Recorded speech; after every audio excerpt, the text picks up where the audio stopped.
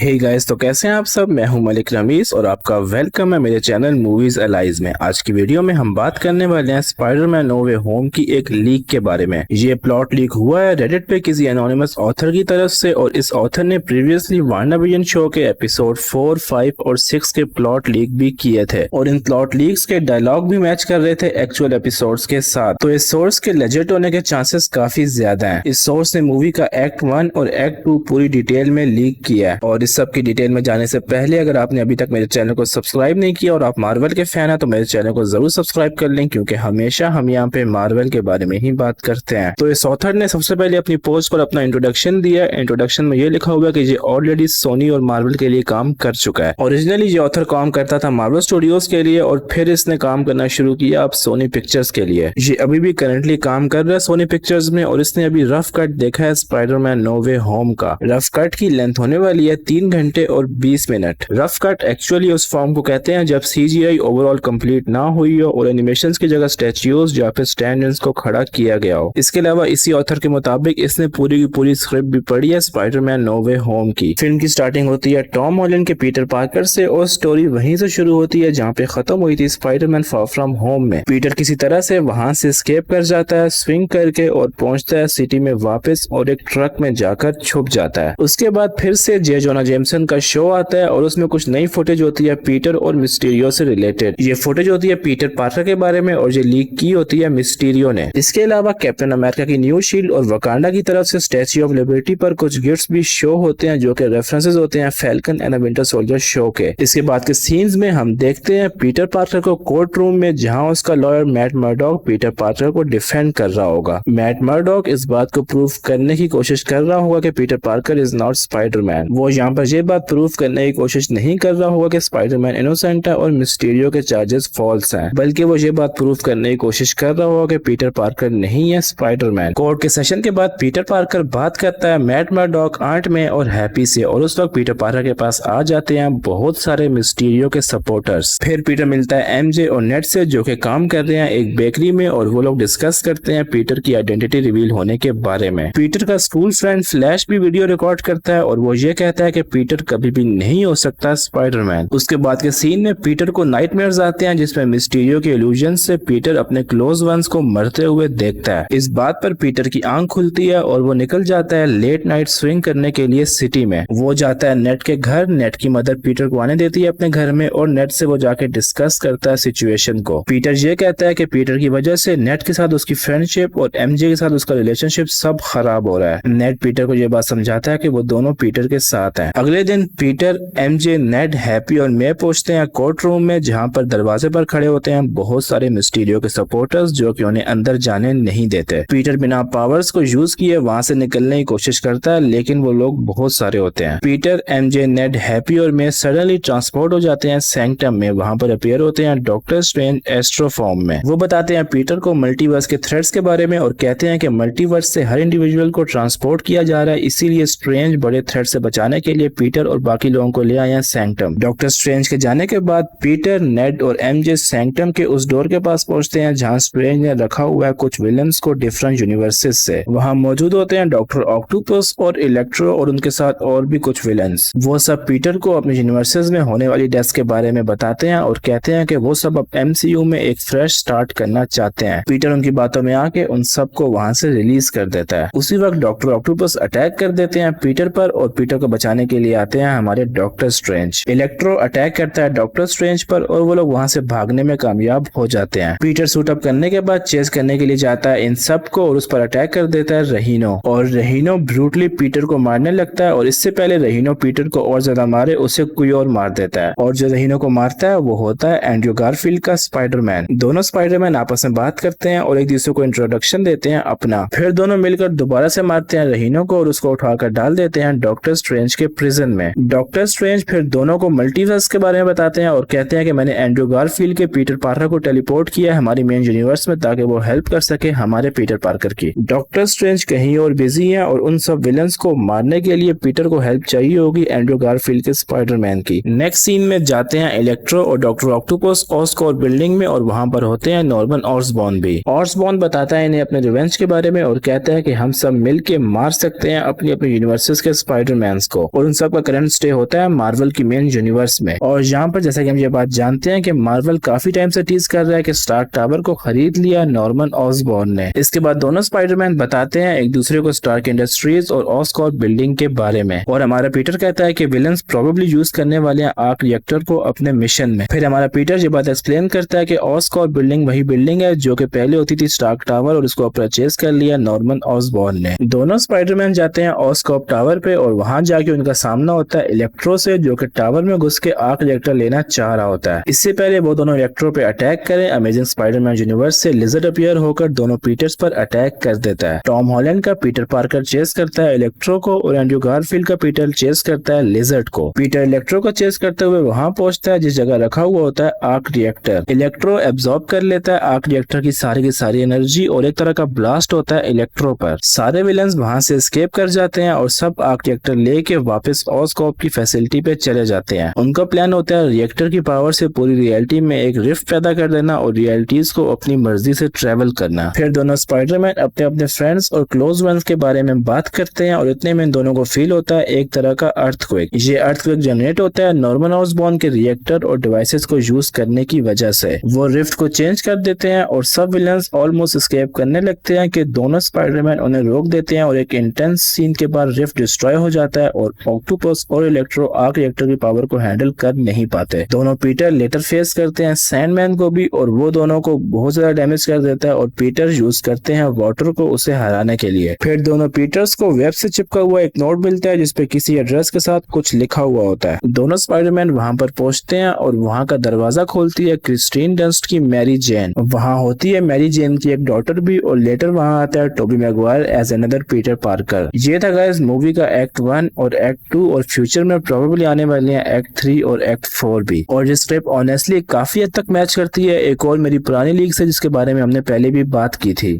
वहां भी सारे विलन्स डॉक्टर स्ट्रेंज की कैद में थे और पीटर की वजह से भाग गए थे वहां से। Honestly guys it doesn't matter कि ये लीक सही है या फिर गलत है, होपफुली मूवी में ऐसा ना हो, क्योंकि अगर मूवी में ऐसा होता है तो एटलीस्ट हमारे लिए मूवी ऑलरेडी स्पॉइल्ड हो चुकी है। खैर गाइस मेरा काम था रिपोर्ट करना, होपफुली ऐसा ना हो, लेकिन सोर्स काफी लेजिट लग रहा है। आज की वीडियो में इतना ही। अब मैं आपको उस क्वेश्चन का आंसर बता देता हूँ जो कि मैंने अपनी लास्ट वीडियो में पूछा था। क्वेश्चन था कि मोनिका रैम्बो की मदर कौन थी। उसका आंसर है एजेंट मारिया रैम्बो। उसको हमने देखा था पहली बार कैप्टन मार्वल की मूवी में, और वो भी थी एक एयरफोर्स की पायलट। अब जो अगला क्वेश्चन है वो है स्कॉट लैंग की डॉटर का नाम क्या है MCU में। मुझे इस क्वेश्चन का आंसर कमेंट्स में जरूर बताएं, और मुझे इंस्टाग्राम पे फॉलो करना बिल्कुल भी मत भूलें फेस रिवील के लिए और Q&A के लिए। तो मिलते हैं आपसे अगली वीडियो में। Till then be happy.